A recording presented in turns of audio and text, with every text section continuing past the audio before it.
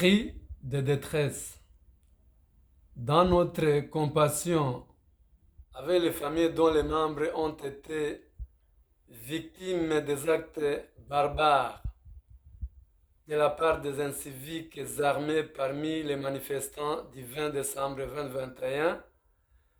aux heures matinales dans la ville de Goma et territoire de Nyiragongo, criant au patriotisme tout en ciblant des paisibles citoyens et certains éléments des forces de l'ordre, où sur leur passage ils ont vandalisé certaines maisons sans aucune raison. Pour ce faire, la communauté Tutsi du Nord Kivu lance un énième cri de détresse sur la stigmatisation de nos membres, souvent maltraités par certains compatriotes de mauvaise foi qui se servent de notre morphologie pour assouvir leur haine à notre endroit. En effet, dans les manifestations d'hier, où notre frère, le lieutenant Gapasi Munyemazi, qui a été régulièrement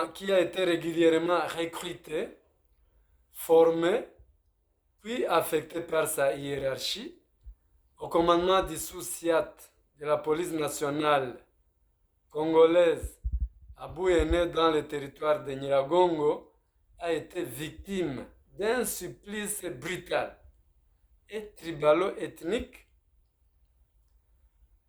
par décapitation avec des armes blanches, notamment les machettes, les épées, les haches, sans oublier les armes à feu. C'est pourquoi la communauté Tutsi du Nord Kivu condamne avec fermeté cet acte ignoble.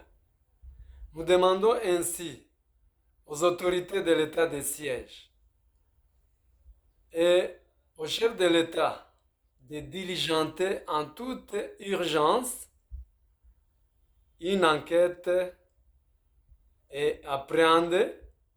puis juger les auteurs de ces actes inhumains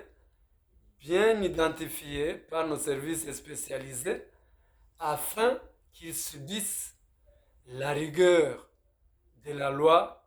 et ce pour une justice distributive.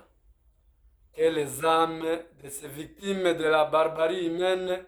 reposent en paix. Nos condoléances les plus émues sont adressées à toutes les familles éprouvées, ainsi fait à Goma ce 21 décembre 2021 pour la communauté Tutsi du Nord Kivu, honorable David Karambi Fati.